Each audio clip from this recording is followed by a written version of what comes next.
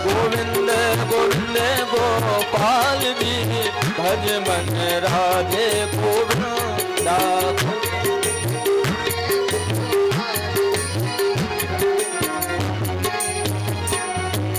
राधे गोविंद भजो राधे गोविंदा, राधे गोविंद भजो राधे गोविंदा, राधे गोविंद भजो राधे गोविंदा, राधे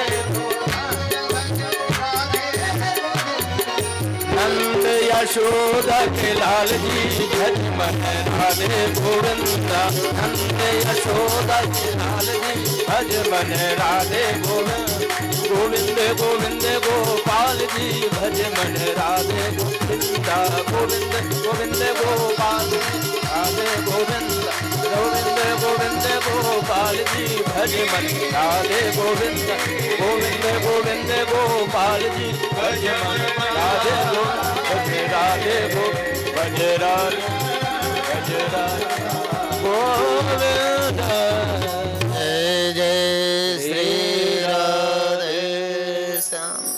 इस तरह से श्री सुखदेव जी महाराज के द्वारा जो राजा परीक्षित ने कथाओं को श्रवण किया, ये भगवान की बाल लीलाएं जो गोकुल में हुई, अर्थात भगवान के जन्म से लेकर के समग्र जीवन का यदि हम दर्शन करें, निश्चित रूप से उनका जीवन दुर्भाग्यपूर्ण है। जो जन्म तो लेते हैं पर जन्म लेते अपनी माँ को खो देते हैं। पर भगवान के साथ तो और विलक्षणता, यहाँ गरीब से गरीब व्यक्ति है तो सरकार या स्वयं की व्यवस्था से प्रसव काल के समीप माताओं को क्या सुविधा मिले वो मिले, पर भगवान की माँ को तो बंदी गृह मिला। जिनको आज हम भगवान मान के जीते हैं वो भगवान जन्मे तो माँ नहीं मिली, देखा और माँ से दूर हो गए, माँ से दूर हुए, गोकुल में गए। गोकुल में अगासुर बकासुर एक से एक कंस के मायावी राक्षसों ने उनके बचपने को भी चैन से नहीं रहने दिया। हर परिस्थिति में भगवान रहे पर उनके मुखश्री में कभी भी म्लानता नहीं आई, दुख नहीं आया, वो सदा प्रसन्न रहे।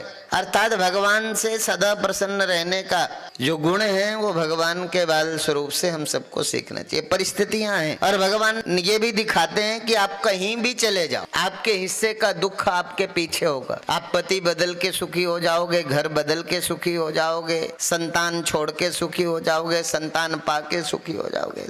सुख और दुख तो मेरे कर्मों का परिणाम है, मैंने क्या बीजा है। यदि मैंने सुख बीजा है तो बदले में मुझे सुख मिलेगा। हम तो किसान है ना, पता है ना, जो बीजते हैं वो एक निश्चित समय की अवधि के बाद वो परिणाम हमारे सामने होता है, वो फसल हमारे सामने होती है। तो हमने इस जिंदगी के इस कर्म क्षेत्र की इस भूमि में हमने क्या बोया है, जो हमने बोया है, जो बीजा है, वही तो हमें वापस मिलेगा। और भगवान आज नंदरानी दुखी है, उनको लगा जा दिन से हमारे घर में लाला का जन्म है, कोई ना कोई नए उत्पात हो में। बाबा जैसे ही घर आए, मैया ने कही बाबा अब मैं अपने लाला को लेके एक पल भी गोकुल में न रह सकूं। बाबा ने कही क्या बात है गई। मैया ने कही बाबा रोज रोज कोई न कोई रोज ऐसे उत्पात हो गए, अब तो मुझे डर लगने लगो, अब मैं यहाँ गोकुल में एक भी दिन ना रहूंगी, न मैं रहूंगी न मेरा लाला रहेगो। बाबा ने कहा भाई जब जहाँ मैया ना होगी, लाला ना होगा, मैं अकेले जा गोकुल में काय करूंगा। पर सारे गोकुल वासी हमको प्रेम करें,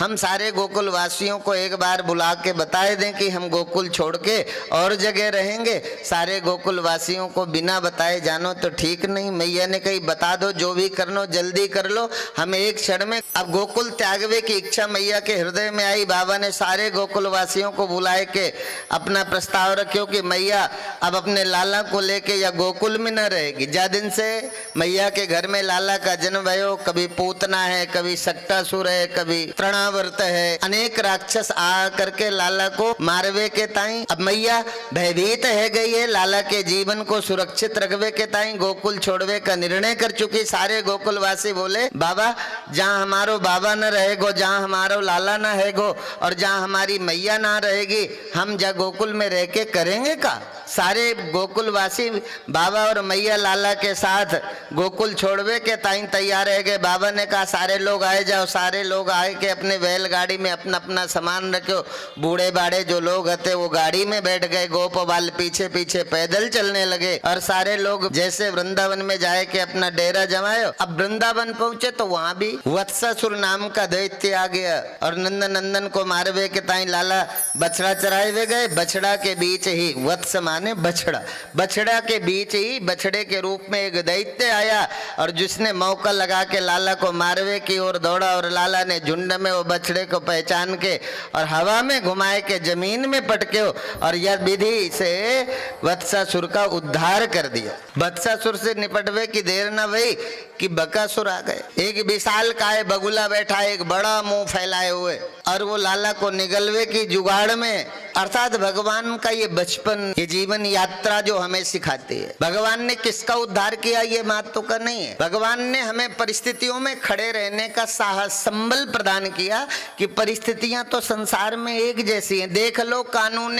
कुदरत एक है सबके लिए, रह गया कोई भी गुल गुलशन में मुरझाने से क्या। कोई भी ऐसा फूल है जो बगीचा में खिला हो फिर मुरझाया ना हो, सूखा ना हो, टूटा ना हो। मनुष्य जीवन मिला है तो इसमें नाना तरह की व्याधियां होगी। देह है तो रोग होगा ही होगा, सदा तो कोई निरोग नहीं रहता। यदि हम जीवन में आए तो कभी सम्मान भी होगा, कभी अपमान भी होगा, कभी हानि भी होगी, कभी लाभ भी होगा, कभी जय भी होगी, कभी पराजय भी होगी। और जय और पराजय, हानि और लाभ के बीच हम डिप्रेशन में न जाएं। हम भगवान का विधान मानकर जिस दिन, ऐसे ही तो एक कथा आती है कि एक सेठ जी थे, बहुत ही धार्मिक प्रवृत्ति के थे और सेठ जी इतने धार्मिक थे कि साक्षात लक्ष्मी उस सेठ जी के घर में सेवा में उपस्थित रहे। पर एक लंबे समय के बाद लक्ष्मी को भी जाना पड़ा। लक्ष्मी जी ने कहा, सेठ जी मैं आपके शुभ कर्मों से प्रसन्न हूँ, मैंने एक लंबा समय आपके घर में व्यतीत किया है और आपका एक लंबा समय जीवन का मैंने देखा पवित्रता से भरा हुआ यह आपका जीवन, पर अब मेरे जाने का समय हो गया है। मैं आपसे प्रसन्न हूं, आपका वो पवित्र जीवन, पवित्र कर्म देख करके आप चाहो तो मेरे से वरदान मांग लो। आपको पता है मैं जैसे ही जाऊंगी आपके घर में नुकसान आ जाएगा, आपके घर में नुकसान अपना डेरा जमा लेगा। सेठ जी ने कहा, ठीक है देवी, यदि तुम जाना ही चाहती हो तो जाओ, मैं आपको रोकूंगा नहीं, पर यदि आपने कुछ देने के लिए, दास के लिए कृपा की है तो मुझे एक वरदान दे दो। मुझे वो वरदान दे दो कि हम इसी तरह परिवार में हमारा कभी द्वेष ना हो, आपस में हम सब प्रेम से बने रहें। परिस्थिति चाहे कुछ भी हो जीवन में, परिस्थिति कुछ भी हो, हमारा प्रेम न घटे आपस में, ऐसा वरदान दे दो। और ऐसा कह के लक्ष्मी जी गई, और लक्ष्मी जी गई तो नुकसान घर में आ गया। नुकसान घर में आ गया तो शाम को खिचड़ी बनाई।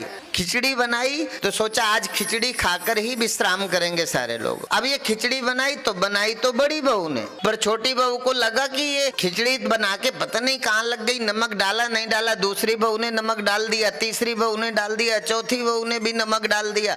खिचड़ी अब नमक ही हो गया, खिचड़ी का तो टेस्ट ही गायब था। खिचड़ी जब सिद्ध हुई, डाइनिंग टेबल पर आई, भोजन के लिए सारे लोग बैठे, तो सबसे पहले जो घर के बड़े होते थे, अग्रज होते थे, उनको खिलाते। जैसे हमारी संस्कृति में सबसे पहले साधु और गुरु को खिलाते हैं, उससे भी पहले मंदिर में भगवान को भोग लगाते हैं। एक परंपरा है कि पहले कौन खाएगा। ये नहीं कि वो श्रेष्ठ हैं, ये नहीं कि वो बड़े, ये हमारी संस्कृति है, ये हमारी सभ्यता है। हमसे जो अग्रज हैं, हम किसी बड़े को प्रणाम करते हैं तो हमसे छोटा वाला तो हमें प्रणाम करता है ना। इसका एक सुख है, संस्कृति का, व्यवहार की परमार्जिता। अब वो जैसे ही सेठ जी को खिचड़ी दी, सेठ जी ने खिचड़ी देखा तो नमक ही नमक था। सेठ जी ने कोई शिकायत नहीं की, खिचड़ी खा ली, लगा नुकसान हमारे घर में आ चुका। महसूस कर लिया सेठ जी ने कि अब हमारे घर में नुकसान आ गया, तो खिचड़ी चुपचाप खा ली। और खिचड़ी खाने के बाद वो अपने विश्राम में गए। ज्येष्ठ पुत्र आया तो ज्येष्ठ पुत्र ने, जैसे ज्येष्ठ पुत्र के सामने वो खिचड़ी खाने के लिए दी गई, ज्येष्ठ पुत्र खिचड़ी खाता तो खिचड़ी का टेस्ट नहीं था, नमक ही नमक था। पूछा, पिताजी भोजन कर चुके? बोले हाँ पिताजी कर चुके। कुछ कहा नहीं? बोले पिताजी ने कुछ नहीं कहा। पिताजी ने कुछ नहीं कहा तो ज्येष्ठ पुत्र को लगा मैं कौन होता हूँ कहने वाला, जब पिताजी खा गए तो मैं भी खा लेता हूँ। अब जैसे तैसे उन्होंने वो खिचड़ी खा ली, एक एक करके सारे परिवार ने खा ली। सारे को लगा जब बड़े खा गए, कुछ नहीं कहा, तो हम क्या कहेंगे। अब सारे परिवार के सभी सदस्यों ने खिचड़ी खाई, रात में सो गए। सुबह जगे तो नुकसान सेठ जी के सामने हाथ जोड़ करके खड़ा हुआ था। बोले सेठ जी मैं अब आपके यहाँ से जाना चाहता हूँ। बोले क्या हुआ भैया, कल शाम को तो आए हो, आज क्यों जा रहे हो?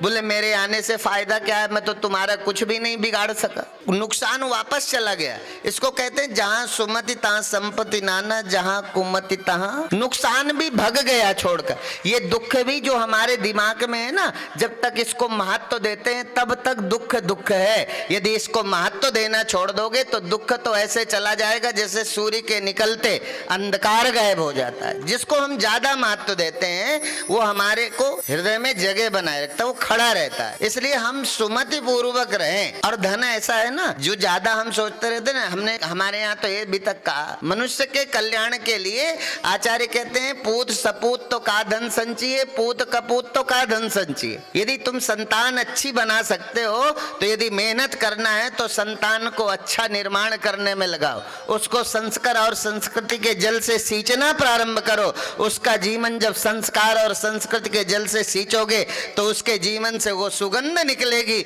जो तुम्हें भी सुख देगी और स्वयं भी सुखी रहेगा। इसलिए यदि दे सकते हो तो अपनी संतान को क्या दो, बोले संस्कार दो। आजकल लोग क्या है ना, अपनी संतान को क्या देते हैं, बोले वसीयत में अपनी संतान को मकान और दुकान दे देते हैं। किसान लोग देते हैं तो खेत और खलिहान दे जाते हैं। पर भाग्यशाली तो वो माता पिता हैं इस धरती के जो मरने के पहले अपने बच्चों के जीवन में संस्कार दे जाते हैं। संस्कार देना जीवन में बड़ी बात है। गोकुल में जैसे गए वत्सासुर अघासुर, अघ माने पाप, ये पाप जिस परमपिता परमात्मा के स्मरण मात्र से गायब हो जाता है, ये अद्भुत है। और जब सबका देखा, भगवान ने सबका जिसलिए आए थे धर्म संस्थापनार्थाय, अब सब कुछ निपटाने के बाद अब भगवान का स्मरण गया तो माँ कालिंदी की स्वच्छता का अनुष्ठान प्रारंभ किया। और भगवान देखते ही देखते माँ कालिंदी के हृदयस्थ प्रवेश कर गए और बोले विलोक्य दूषिताम कृष्णाम कृष्ण कृष्ण हिना विभु तस्या विशुद्ध मन वीक्षण सर्पम तमुदवासया। जैसे माँ कालिंदी के हृदयस्थ प्रवेश करते हैं, वहाँ विशाल विषधर सर्प बैठा हुआ है, एकदम से दौड़ा जैसे नंद नंदन को निगल जाएगा। पर भगवान ने खेल खेल में ही देखते देखते सर्प के फण में खड़े होकर के नृत्य करने लगे। और सर्प और नंद नंदन के बीच जो युद्ध हुआ, भगवान ने कहा, पर जब नहीं माना, भगवान ने अपने शौर्य के द्वारा जब कालिए का दमन करने लगे तो नाग पत्नियां खड़ी हो गई हाथ जोड़ करके अपने सुहाग की भिक्षा मांगने लगी। तब भगवान ने कहा निश्चित रूप से इस कालिया नाग को जीवन मिलेगा, पर आपका स्थान कालिंदी नहीं है, रमणप दिक पर्वत चले जाओ यदि आप जीवित रहना चाहते तो सब परिवार। अर्थात ये जिस गंदगी की चर्चा आज हो रही है तब से भगवान, यही तो भगवान ने आगे, अर्थात नदियों की पवित्रता के लिए जो भगवान ने बाल लीला के अनंतर काली नाग दमन का जो दृश्य दिखाया वो नदियों की पवित्रता का संकेत है। और हम क्या है, सारा पूजा पाठ का सामान समेट के नदी में फेंक देते हैं, बच्चों के बाल वाल मूड़े और सब नदी में फेंक देते हैं। भाई पूजा के बाद ये कुछ देर बाद यही माला तो गंदगी में बदल जाएंगे ना। हम सारी गंदगी उठा के सब पवित्र नदियों में डालते रहते हैं। हमारे को संकेत दिया भगवान ने कि ऐसा नहीं है, ये जो है जल में वरुण देव रहते हैं और भगवान जहाँ देवता रहते हैं वहाँ की पवित्रता का भी हमारा कर्म है कि हम उसे पवित्र रखें। पवित्र रहेंगे तो हमारा जीवन भी सुरक्षित होगा। और इसके पश्चात सारा काम निवृत्त हुआ। भगवान ने धर्म के मूल्यों की स्थापना की और स्वयं कदम्ब की डाल पर बैठ करके वेणुनाद करने लगे। पीडम नटवर वपु कर्णयो कर्णिकारम बिभ्रदवासम कनक कबिसम वैजयंती चमालाम रंध्रान वेणुर्धर सुदया पूरयन गोप वृंदै वृंदारण्यम स्वपदरमणम प्राविशद गीत कीर्ति। भगवान जैसे कदम्ब के वृक्ष पर बैठ करके वेणु नाद करने लगे, उस वेणु नाद के मधुर तान को श्रवण करते हुए व्रज देवियां वहां आ गईं जहां नंद नंदन कदम्ब की डाल पर बैठे हुए। ये ग्रीष्म ऋतु बीत चुकी थी, पावस ऋतु का वो समय था। काले काले मेघों से आसमान आच्छादित था, बिजली चमक के साथ बादल अमृत तुल्य वर्षा कर रहे थे। भगवान का वो बड़ा ही मनोरम दृश्य था प्रकृति का। वो वर्षा ऋतु और सारी प्रकृति के सौंदर्य का दर्शन किया। तब भगवान ने कहा देवियों सब ठीक तो है ना। भगवान के रूप माधुरी में आकृष्ट देवियां भगवान से एक होना चाहती हैं। भगवान ने कहा अभी नहीं, आगे आने वाली शरद ऋतु में मैं निश्चित रूप से आपके साथ मिलकर के मैं विहार करूंगा। अभी तो आप वापस जाओ और साधना बताई। भगवान ने कहा मुझे प्राप्त करने के लिए पहले आपको एक अनुष्ठान करना होगा। अनुष्ठान के साथ भगवान ने जो चीर चोरी का कि जिस लीला का वर्णन वेद व्यास जी करते हैं, अर्थात जिसको चीर हरण के रूप में हम देखते हैं, तो बोले हेमंत प्रथमे मासी नंद व्रज कुमारिका चेरुर हविष्यम भुंजाना कात्यायन अर्चन व्रतम। भगवान ने कहा तुम वापस चले जाओ और वापस जाके क्या करना, आगे आने वाले कार्तिक मास में माँ कालिंदी में स्नान करते हुए माँ कात्यायनी की प्रतिमा बनाना और मेरे द्वारा दिया हुआ मंत्र का अनुष्ठान करना। वो कौन सा मंत्र गोपिकाओं को दिया भगवान ने मिलने के लिए, तो बोले कात्यायनी महामाये महायोगिन्नधीश्वरी नंद गोप सुतम देवी पतिम में कुरुते नमः। नंद नंदन को पति रूप से वर्ण करने के लिए माँ कात्यायनी का पवित्र पावन अनुष्ठान करने लगी देवियां। कात्यायनी महामाये महायोगिन्नधीश्वरी नंद गोप सुतम देवी पतिम, अर्थात ये पति रूप से हम इस जीवन में मिले, ऐसी मन में भावना करके इस मंत्र का जाप करती और रोज स्नान करती माँ कालिंदी। भगवान ने सोचा देवियां 10 इंद्रियों से समर्पित भाव से और पूरी पवित्रता के साथ ये कार्य कर रही हैं, पर इनकी अज्ञानता के कारण वरुण देव का अपमान हो रहा है। वरुण देव का अपमान क्या था कि वो निर्वस्त्र स्नान करते थे। वो निर्वस्त्र स्नान कर रही थी तो भगवान ने वस्त्र चुरा लिए और वस्त्र चुरा करके जो संदेश दिया देवियों को, तो भगवान ने कहा स्नानम दानम तथा होमम शयनम गमनम भुजिम विवस्त्रो नापक्रुवीत गुरुवाणा पापकृत भवेत।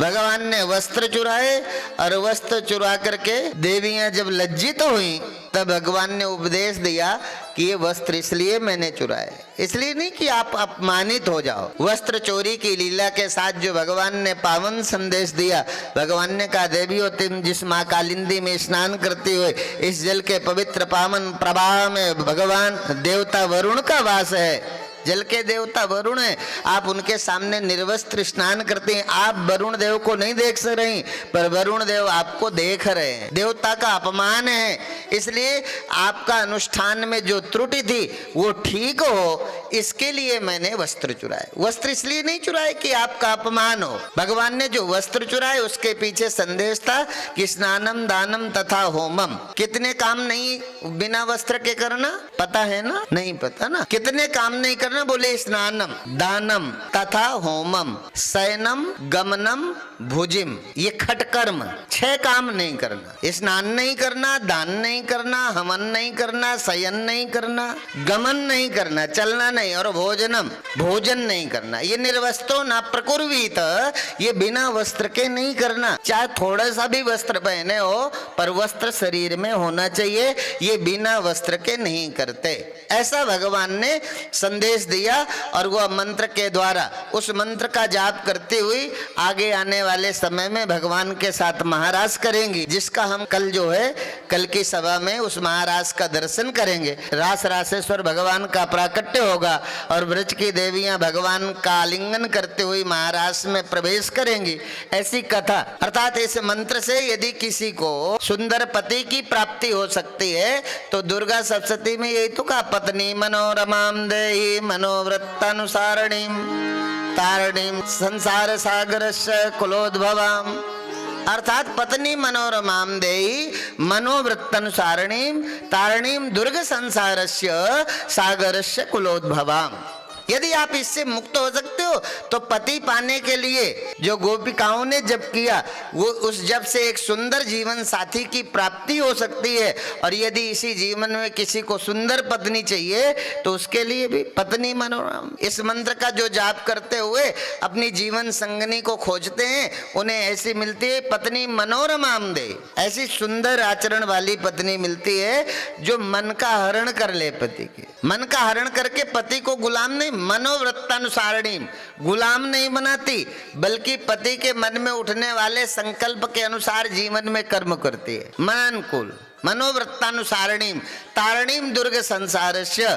ऐसी जीवन संगनी केवल परिवार को नहीं तारती, सागरस्य कुलोद्भवाम अपने परिवार को तारते हुए अपने राष्ट्र के वैभव को दोबारा से प्रतिष्ठापित करती है। ऐसी जीवन संगनी का भी हमें लाभ मिलता है। जीवन में अनुष्ठानों का बड़ा लाभ है, यज्ञ है, स्नान है, दान है, ये सारी चीजें करना। पर ये चीजें हम आपको इसलिए बता रहे हैं, इसलिए नहीं बता रहे कि कोई हम आपसे रुपये लेने के लिए नहीं बता रहे, कि हम आपसे पैसा लेने के लिए ये बातें, हम आपसे ये बातें बता रहे हैं कि जब भी जीवन में जियो ये विचार आपके पास होने चाहिए, आपकी यह उदारता होनी चाहिए। आपके जीवन में जब कोई ऐसा अवसर आए, अब ये क्या है कि इन्होंने जो सारा सहयोग लिया, अब सहयोग लिया तो इन्होंने कार्यक्रम में क्या खर्चा हुआ ये तो इन्हें ध्यान नहीं रहा, पर ये पत्थर लगवा दिए जमीन में कि भक्तों को बैठ के कथा सुनने की आदत हो। अब जितना पैसा इनको भक्तों से मिला जल्दी जल्दी सारा निर्माण में लगा दिया। अब खोज रहे हैं, बार बार आएंगे, सूचना करेंगे, दानदाता और ये वो। हमने कहा तुम हमसे पूछ लेते तो हम टाइल तो पहले ही लगवा देते, कथा में 1-1 फुट सारे भक्तों को दे देते, सारे लोग लगा देते और जो कलेक्शन था उससे कथा हो जाती। ठीक है ना, उससे कथा हो जाती। 1-1, 2-2 फुट सारे भक्त लगवा देते। ये सारे अपने अपने अपनी जितनी जगह 2.5 फुट लगती है ना एक भगत को।